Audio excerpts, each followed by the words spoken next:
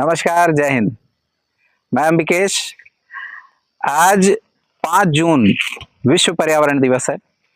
पर्यावरण दिवस के अवसर पर हम लोगों ने सोचा कि आज मध्य भारत का फेफड़ा कहे जाने वाले हसदेव फॉरेस्ट का विचरण किया जाए, तो हम लोग आए हुए हैं। पर्यावरण एक ऐसा विषय है जो कोई भी व्यक्ति ऐसा नहीं कह सकता है, कोई भी व्यक्ति क्या है, कोई भी जीव ऐसा नहीं सोच सकता है कि उससे वो प्रभावित होगा या नहीं होगा। प्रत्यक्ष अप्रत्यक्ष रूप से हम सभी इस पर्यावरण से प्रभावित होते हैं। सामान्यतः पर्यावरण दिवस की जो प्रैक्टिसेस हैं उसमें यही देखा जाता है कि हम वृक्ष लगाते हैं। बहुत अच्छी बात है, वृक्ष लगाना भी चाहिए, लेकिन उन वृक्षों को लगाने के साथ साथ उन्हें बचाने का क्या प्रयास किया जा रहा है और कितने वृक्ष हम बचा पा रहे हैं, यह भी बहुत महत्वपूर्ण है। अभी मेरे हाथ में एक फल है, मैं दिखाता हूँ। बहुत लोग इसे पहचान भी पाएंगे। इसे यहाँ पे डोरी कहा जाता है। डोरी यानी कि ये महुआ वृक्ष का फल है। महुआ के फूल भी इकट्ठा किए जाते हैं और ये डोरी उसके बाद एक फल बनता है। ये प्राकृतिक स्नेहक यानी कि चिकनाई के रूप में उपयोग किया जाने वाला सबसे अच्छे तेल में से इससे तेल निकाला जाता है, जो आपके शरीर को पूरी चिकनाहट देता है। इस जंगल में देखने लायक बहुत सारी चीजें हैं। वैसे अगर एक भौगोलिक या एक बॉटनिकल लैंग्वेज में मैं अगर कहूँ तो ये ड्राई डेसिडुअस फॉरेस्ट की श्रेणी में आता है। ड्राई फॉरेस्ट जो होते हैं सामान्यतः मध्य भारत के क्षेत्र या लगभग 100 सेंटीमीटर 80 टू 100 सेंटीमीटर जहाँ पे वर्षा होती है उस क्षेत्र में होते हैं। और इन वनों की जो विशेषता है वो मैं चाहूंगा कि दिखाएं कि ये ऊंचे ऊंचे साल के जो वृक्ष हैं, ये ऊंचे ऊंचे साल के वृक्ष इस वन की विशेषता होते हैं। मुख्य रूप से साल वनों के नाम से ही जाना जाता है। इसके साथ साथ यहाँ पे महुआ के साथ साथ यहाँ पे तेंदू, यहाँ पे है तेंदू का भी वृक्ष है। और नीचे अगर मैं बोलूंगा कि दिखाएं कि नीचे छोटे छोटे जो पेड़ दिख रहे हैं, छोटे छोटे जो पौधे दिख रहे हैं, ये सारे महुआ और साल के पौधे हैं। यहाँ पे ये बात हम लोगों को जानना बहुत आवश्यक है कि नीचे भी आप देख भी रहे हैं कि यहाँ पे बहुत सारे पत्ते भी गिरे हुए हैं। और इन जंगलों के खत्म होने का एक बहुत बड़ा रीजन भी यही पौधा है, महुआ। महुआ क्यों है इसके बारे में भी मैं बताता हूँ कि महुआ की जब जो फूल को इकट्ठा करते हैं लोग, महुआ के फूल को जब इकट्ठा करते हैं तो उस समय महुआ के फूलों को इकट्ठा करने के लिए लोग इनके नीचे आग लगा देते हैं और वो आग धीरे धीरे फैलते फैलते पूरे जंगल की ओर बढ़ जाती है। और उससे बड़े पौधों को तो नुकसान नहीं होता है, लेकिन इसके जैसे जितने भी छोटे छोटे पौधे हैं उनको बहुत ज्यादा नुकसान होता है। और चूंकि अभी तो थोड़ी बारिश हो भी चुकी है जिसके चलते ये पौधे हरे दिखाई दे रहे हैं, नहीं तो इनकी लाइफ जो थी वो समझिए कि ये समाप्त हो चुके थे। तो इस तरीके से यहाँ पे की परिस्थितियां दिखाई देती हैं। जो ये छोटे पौधे हैं इनको हमको बचाने की आवश्यकता है।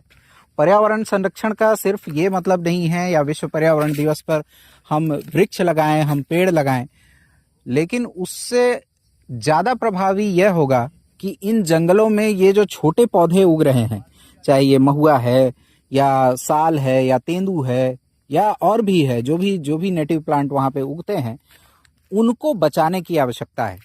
अगर हम लोग इन छोटे पौधों को नहीं बचा पाएंगे तो आगे चल के ये जंगल वैसे भी समाप्त होने वाले हैं, है ना।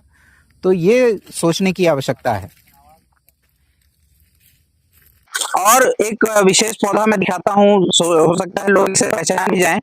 आप देखेंगे यहाँ पे, ये देख सकते हैं, ये छोटा खजूर या ताड़ के जैसा एक पौधा है जिसे छींद कहा जाता है। छींद के नाम से इसे जाना जाता है। इसमें जो फल हैं वो भी लगते हैं ये खजूर के जैसे ही और उसी के जैसा फल होता है। अभी कुछ दिन में पक जाएगा। इसमें गूदा बहुत कम होता है और जो इसके बीज जो हैं वो बड़े होते हैं इसमें। तो ये दिखाने लायक पौधे हैं, आप देख लीजिए, यहाँ पे छींद का पौधा है। ठीक है, देखिए यहाँ पे मैं आप लोगों को कुछ पौधों की पहचान भी कराता हूँ। ये तेंदू है, तेंदू का पौधा है। ये भी है तेंदू का पौधा। तेंदू का पौधा आप इस तरीके से समझ सकते हैं कि जो बीड़ी जो बनती है, बीड़ी इसी पत्ते से बनाई जाती है। ये तेंदू है। ये जो पौधा देख रहे हैं ये सीधा है। सीधा सीधा इसलिए कहा जाता है क्योंकि इसकी ज़्यादातर जो ब्रांचेस होती हैं वो सीधी सीधी निकलती हैं। काटने के बाद भी इसकी ब्रांचेस जो हैं वो सीधी सीधी निकलती हैं और इसका स्थानीय पूजा पाठ वगैरह में इसका उपयोग किया जाता है, इस सीधा के लकड़ी का। ये हम लोगों ने पहले भी देखा है, छींद ताड़ के जैसा दिखता है, खजूर के जैसा, ये छींद का होता है। और इसका एक फल भी यहाँ पे लगा हुआ है, मैं फिर से आपको दिखाता हूँ। ये देखिए, खजूर जैसा खजूर में होता है उसी तरीके का इसका पौधा भी है, छींद का। और ये देखिए, ये पत्ता, ये साल है। साल के छोटे छोटे पौधे, छींद, तेंदू, महुआ, ये सारा यहाँ पे लगा हुआ है। लेकिन पूरा जंगल अगर आप लोग देखेंगे तो ये जंगल पूरा खाली दिखाई दे रहा है।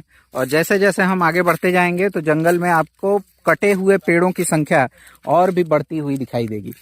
वो वहाँ पे देखिए, वो लट्ठा पड़ा हुआ है। अंदर में उस तरफ देखें तो आप और भी काफ़ी सारे लट्ठे पड़े हुए हैं। यहाँ पे कौन सी माइनिंग चल रही है? यहाँ तो कोई माइनिंग नहीं है। और काटने वाला भी कोई उद्योगपति या कोई ऐसा व्यक्ति नहीं होगा जो जंगल की सफाई करना चाहता है। ये कोई आसपास का ही व्यक्ति होगा। तो जिम्मेदारी सभी की है। ऐसा नहीं है कि हम सिर्फ आंदोलन कर देते हैं और अपना हाथ साफ कर लें। इसमें जिम्मेदारी जो है वो हमारे वन विभाग की भी है कि किस तरीके से वो यहाँ पे संरक्षण कर रहे हैं, निरीक्षण कर रहे हैं, ये भी देखने की आवश्यकता है। आपके नाक के नीचे ही इस तरीके की चीज़ें अगर हो जाएं तो फिर सोचने वाली बात होती है। ये देखिए, पूरा जंगल जो है अंदर से कटा हुआ है। वहाँ पे आगे देखिए, वो उधर, ये देखिए, ये जो पेड़ है ये सलाई का पेड़ है। आप नाम से समझ में आ रहा होगा आप लोगों को, दिया सलाई जिसे कहा जाता है। इंडियन फ्रैंकोसिस या बोस्वानिका सेराटा इसका वैज्ञानिक नाम है। सलाई का जो पेड़ होता है एक मुलायम लकड़ी का पेड़ होता है और इससे जितने भी माचिस या जो हल्की लकड़ी से बनने वाले, मुलायम लकड़ी से बनने वाले जो भी उत्पाद होते हैं उसमें इसका उपयोग किया जाता है। इसमें एक गोंद भी निकलता है जो कि जलने में बहुत सहायक होता है। पहले के समय में जो लोग होते थे इसकी गोंद से अपने घर में रोशनी करते थे और ये जलने में बहुत अच्छा होता है। ये देख सकते हैं सलाई का। तो जब आप जंगल आएंगे तो जंगल में आपको कई प्रकार के पेड़ दिखाई देंगे, कई प्रकार की चीज़ें दिखाई देंगी जो कि बाहर से समझ में नहीं आती हैं। ये महुआ है, ये महुआ का अच्छा पेड़ है और इसमें डोरी जो है वो अभी लगा हुआ है। डोरी मैं आप लोगों को पहले ही दिखा चुका हूँ, जिसे महुआ का फल कहा जाता है। ये है महुआ का फल और इससे बीज निकलता है और उस बीज से बाद में इसी बीज से तेल निकाला जाता है, पहले ही बताया हमने आपको। और जिसका जो बहुत चिकना होता है, फटी एड़ियाँ या फिर और भी जो भी चीज़ें हैं वो इससे बहुत बहुत जल्दी ठीक होती हैं। बहुत अच्छा तेल होता है डोरी का तेल। हम लोगों ने पहले यूज़ किया है लेकिन अब चूँकि इसका उत्पादन कम है तो मिलने में भी थोड़ी दिक्कत होती है। तो ये है डोरी, महुआ। मैं ये आप लोगों को इसलिए भी बता रहा हूँ क्योंकि जो यंग जनरेशन है, पुरानी जनरेशन तो वैसे भी जानती है, गांव में रहने वाले लोग भी जानते हैं, लेकिन जो यंग जनरेशन है वो आजकल इन सब चीज़ों को जान नहीं रही है। तो आपको भी जानना चाहिए कि अपने आसपास में कौन कौन से पेड़ होते हैं, उनका उपयोग क्या होता है। हमारी भारतीय ज्ञान परंपरा में इन वृक्षों का बहुत अधिक महत्व रहा है और आज भी उन वृक्षों का भी उतना ही महत्व है। यदि वृक्ष नहीं होंगे तो हमारा पूरा तंत्र जो है वो समाप्त हो जाएगा।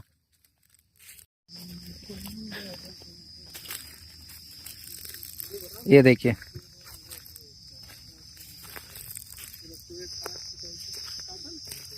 हम हमेशा जब कोई बड़ा प्रोजेक्ट चलता है, माइनिंग या फिर और भी कोई, उसमें कटने वाले वृक्षों की बात तो हम लोग करते हैं, लेकिन जंगल में जो ऐसे ही पेड़ जब कट रहे हैं उसकी बात हम लोग नहीं करते हैं। पर्यावरण संरक्षण, जैव विविधता संरक्षण के लिए सिर्फ एक आंदोलन की आवश्यकता नहीं होती है। अब ये देखिए, ये वाला जो पेड़ है ये काटा गया है और कुछ टाइम बाद इसे उठा के ले जाया जाएगा। उधर भी पेड़ कटे हुए हैं, ये सब साल के पेड़ हैं। और भी अंदर जंगल में देखें तो उस तरफ वहाँ पे भी पेड़ कटे हुए हैं। तो ये पेड़ों की जो अवैध कटाई है और तस्करी है, ये भी रोकने की आवश्यकता है। साथ में जो हम लोगों ने एक पहले बात की कि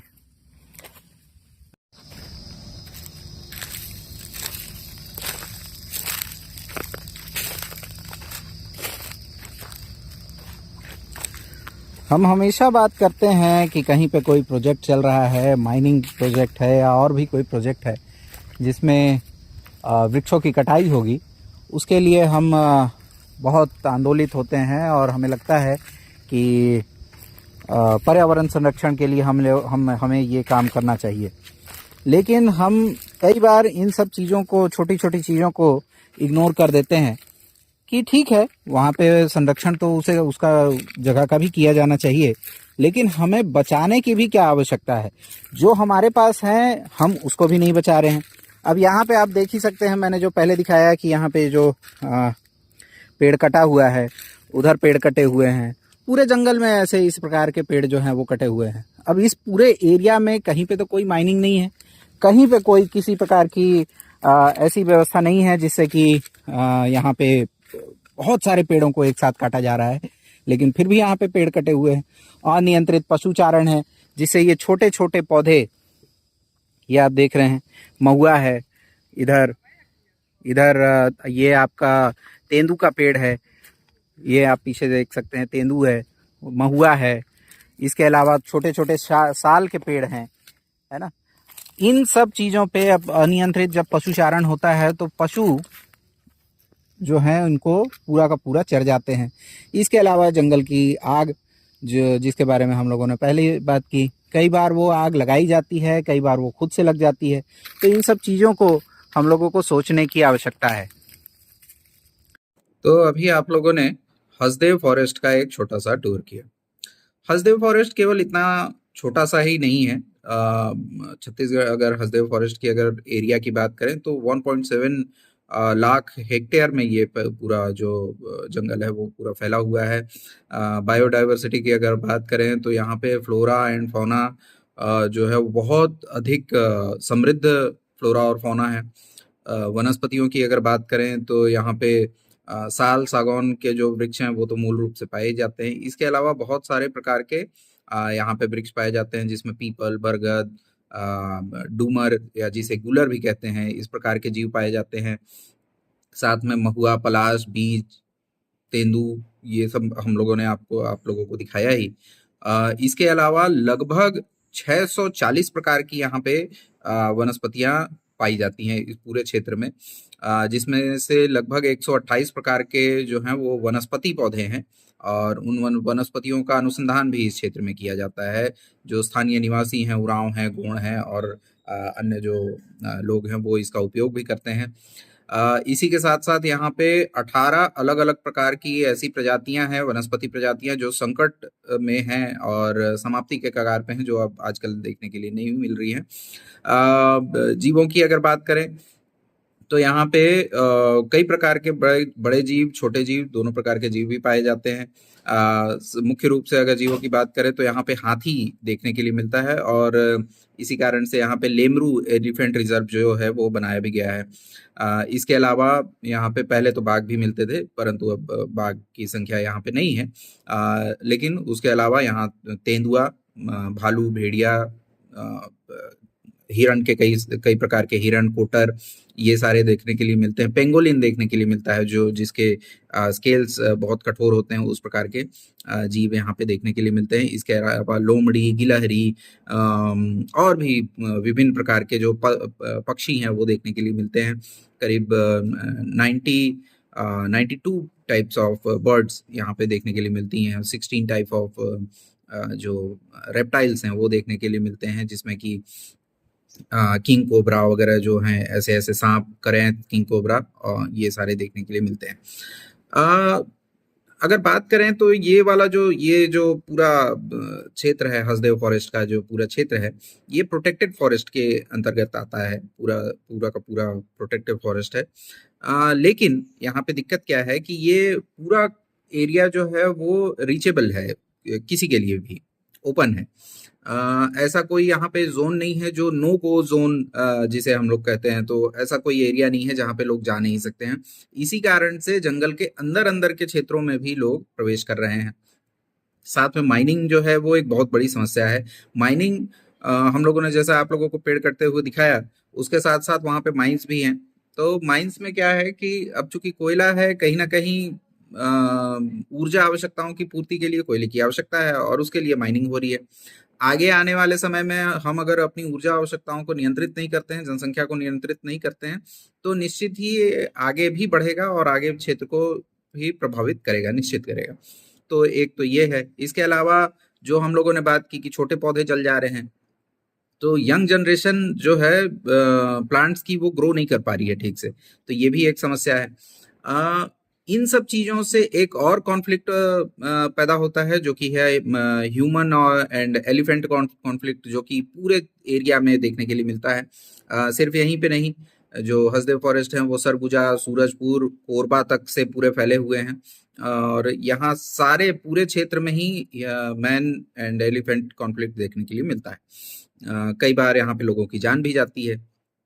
तो ये सारी चीजें यहाँ पे देखने के लिए मिलती हैं। इसके अलावा जो छोटे छोटे जल स्रोत हैं, इन पे बहुत ज्यादा प्रभाव पड़ रहा है इन डिफॉरेस्टेशन का। तो ये सारी चीजें यहाँ पे रोकनी चाहिए। उपाय क्या किए जा सकते हैं? तो सबसे पहला तो जो उपाय है वो लोगों में जागरूकता लेके आना है। लोग जागरूक हैं, लेकिन अपने स्वार्थ के सामने जब उनकी जागरूकता जो है वो चली जाती है, जब उनको थोड़ा सा भी स्वार्थ होता है, तो सीमित रूप से वहाँ पे जो भी है पशुचारण हो, सीमित रूप से जो वनोपज इकट्ठा करना है वो हो, नियंत्रित किया जाए। वन विभाग यहाँ पे ज़्यादा कठोरता से काम करने की ज़रूरत है, वहाँ पे वन विभाग को भी ये भी हम लोगों को देखना होगा।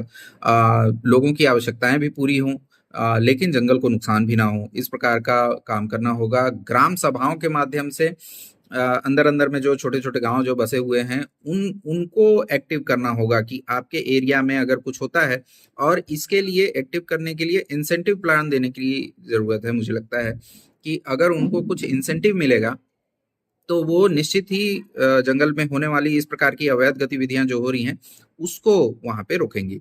माइनिंग पे भी कंट्रोल करने की जरूरत है। अगर अगर हमारे पास अदर कोई ऑप्शन है तो निश्चित रूप से हमको पहले अदर ऑप्शन ट्राई करने चाहिए। लास्ट ऑप्शन अगर इसके अलावा कोई नहीं है, तभी यहाँ पे हम किसी प्रकार की माइनिंग करें, या जो माइंस हैं उनको यहाँ पे शुरू होने दें। तो ये सारी चीजें यहाँ पे अगर हम लोग करने देते हैं, तो मुझे लगता है कि ये पूरा जो क्षेत्र है हसदेव फॉरेस्ट का वो बचेगा। छत्तीसगढ़ का इसे फेफड़ा कहा जाता है। मध्य भारत में अगर बात करें तो पूरा जो एक पूरा पैच है वो इन जंगलों से ढका हुआ था, लेकिन धीरे धीरे धीरे धीरे ये जंगल समाप्त होते जा रहे हैं। तो आशा है आज का जो वीडियो है वो आप लोगों को अच्छा लगा होगा। जंगल में और भी पौधे हैं, हम लोग तो बहुत छोटे सी जगह पे घूम पाए, और जंगल में और भी बहुत सारे पौधे हैं, बहुत सारे जानवर हैं। जानवर तो हम लोगों को दिखे नहीं, तितलियां दिखी और छोटे कुछ जानवर और दिखे। झींगुर की बहुत अच्छी प्रजाति और एक छोटा कीड़ा होता है जो बहुत तेज आवाज जंगल में करता है, वो भी हम लोगों को दिखा, और उसकी आवाज भी सुनाई थी। लेकिन अगर आप लोग चाहेंगे तो हम लोग फिर से वहां पे जा सकते हैं और एक्सप्लोर कर सकते हैं जंगल में कौन कौन से पौधे हैं, तो आप लोग बिल्कुल कमेंट करके बताइए कि क्या इसमें आगे किया जा सकता है। आशा है आप लोगों को ये वीडियो पसंद आया होगा और आप आगे हमें इसी प्रकार का कार्य करने के लिए प्रेरित करते रहेंगे। जय हिंद।